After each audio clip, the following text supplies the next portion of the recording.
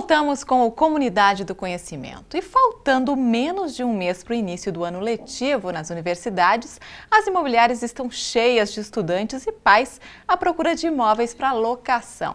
Mas nessa hora é importante tomar alguns cuidados. O mês mal começou e já tem muita gente de olho nos imóveis localizados nos arredores das principais instituições de ensino em Maringá. E os que não vêm já para efetuar a matrícula em alguma de nossas faculdades, eles vêm para fazer cursinho. Então o movimento é muito grande. E esse movimento ele começa, na verdade, em dezembro. Em dezembro você vem o pessoal mais pesquisar, ver como estão os valores, onde é que quer morar, qual é a facilidade que tem naquele ponto para que ele vá até onde ele vai estudar.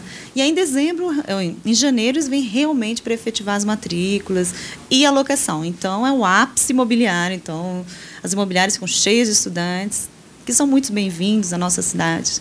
A delegada do Conselho Regional de Corretores de Imóveis orienta que, antes de fechar o contrato de locação, é necessário que o futuro morador conheça os hábitos da vizinhança do imóvel pretendido, para não se arrepender depois. Ele deveria dar uma olhada no bairro, antes de fechar um contrato, até porque você pode ter que pagar uma multa para rescindir esse contrato. Muitas vezes você mora ali e fala, não, mas eu não gostei daqui. Então, primeiro, vá nesse imóvel, olhe, converse com seus pais, dê uma volta pelo bairro, pergunte no prédio como que é, para que não tenha o problema de ter, ter que rescindir contrato e mudar, e muitas vezes os pais têm que vir novamente para trocar esse filho de lugar. Então, a observação, muitas vezes o aluno vai na empolgação, né? Ele está tão animado que vai vir morar sozinho, vai morar numa nova cidade, que ele não observa alguns detalhes. Mas é sempre bom prestar bastante atenção, ver questão de segurança, ver tudo certinho, para não ter transtornos futuros. E quem deixar para alugar um imóvel apenas em fevereiro corre o risco de não encontrar o espaço que deseja. Tem as férias dos alunos dos alunos do primeiro e segundo grau. E esses alunos, também muitas vezes os pais vão mudar de casa, eles também preferem mudar nessa época. Então, na verdade, coincide o pessoal que vem de fora para estudar, também com pessoa da região, que ao invés de mudar no mês de outubro, daí tem que transferir o filho de colégio para um outro bairro, aí ele faz isso também em dezembro, janeiro. Então, quer dizer, é o ápice realmente. Os locais mudam, preferem, optam mais por mudar nessa época, e o pessoal que vem de fora também. Então...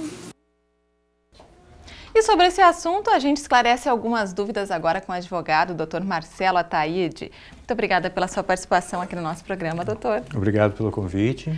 Doutor, o que o estudante ou o pai desse estudante deve ficar atento já no início da assinatura deste contrato? Bom, em primeiro lugar, como você mesmo acabou de dizer, o ideal é sempre firmar um contrato escrito.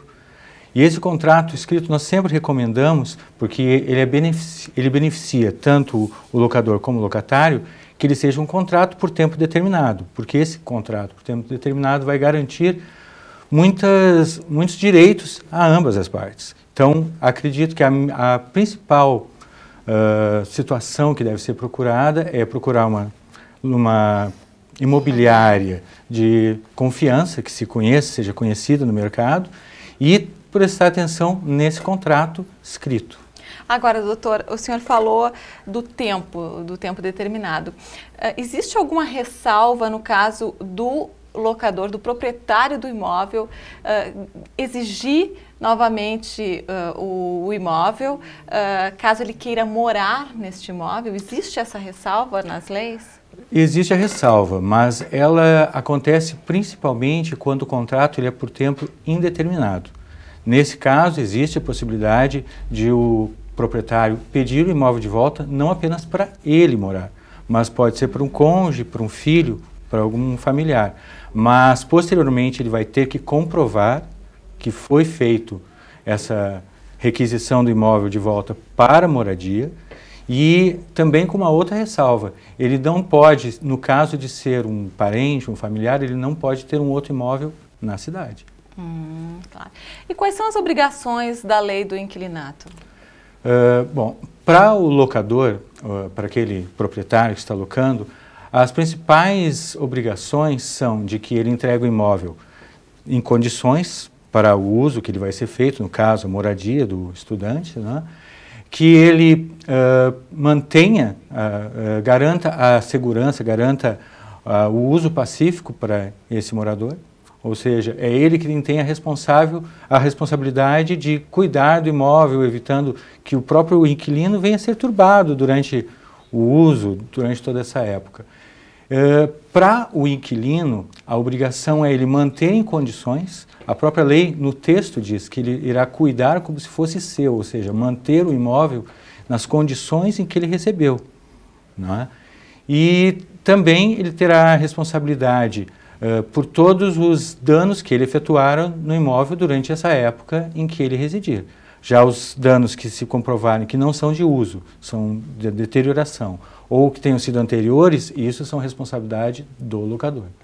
Nesse caso, doutor, o inquilino causou algum dano ao imóvel e esse item não consta no contrato. Mesmo assim, ele deve reparar esse dano? Como assim? Esse item não consta no contrato que ele assinou de locação. O inquilino, não consta ali, o inquilino deve reparar danos. Mesmo assim está em lei, independentemente, está em lei que ele tem a obrigação de reparar todos os danos, até porque ele deverá devolver o imóvel das mesmas condições que ele recebeu. Uhum. E referente à garantia locatícia, é a mesma coisa que aquele seguro-fiança? O que é essa garantia, doutor? Na verdade, o seguro-fiança é uma das garantias locatícias. Existe o fiador, existe o próprio adiantamento de aluguel, como muitas vezes é requisitado. Existem várias garantias que são exigidas, previstas na lei do inquilinato. Mas uma coisa que é importante saber é que, por lei, é possível ser exigido apenas uma garantia locatícia. Não se pode, por exemplo, exigir seguro-fiança e um fiador. Quem está locando deverá optar por qual a garantia locatícia que acha mais conveniente. A escolha é do locador, mas ele não poderá impor ao locatário mais de uma garantia. Hoje em dia é muito comum, doutor, a gente vê as imobiliárias exigirem ou 2 fiadores e que morem na mesma cidade ou estado, ou o seguro-fiança, né? Sim. Isso é correto? A imobiliária pode exigir 2 fiadores? Olha, a única situação em que poderá ser exigido 2 fiadores é se a garantia que está sendo oferecida por um deles não puder cobrir todas as despesas que se preveja no contrato. Agora, como normalmente ela é exigido que seja um imóvel, dado como garantia pelo fiador, não existe essa necessidade, até a própria lei não prevê a necessidade de haver mais de um fiador. Um fiador já é o suficiente para garantir esse contrato. E aí o que fazer, doutor? Se a imobiliária exigir isso, o que o inquilino pode fazer se ele está interessado naquele imóvel e a imobiliária está exigindo algo que não seria correto? Uma das primeiras opções seria ele não fechar o contrato, porque obviamente no caso o locador ou a imobiliária está exigindo algo além do que lhe seria devido, o que já é um mau indício da idoneidade até da empresa. Mas, ao mesmo tempo, nós sabemos que toda cláusula que ela fere a lei do inquilinato, principalmente nessa parte de garantias, ela é nula.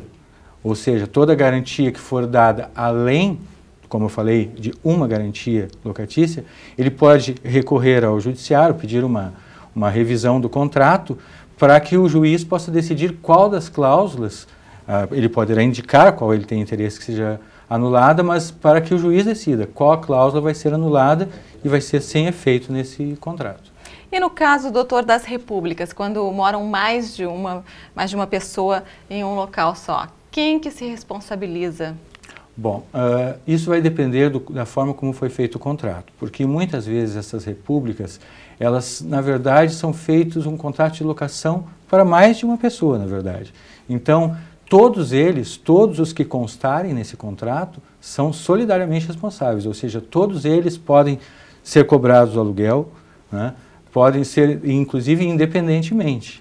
O locador, ele poderá cobrar apenas de a integralidade e os outros vão ter que se organizar para poder pagar.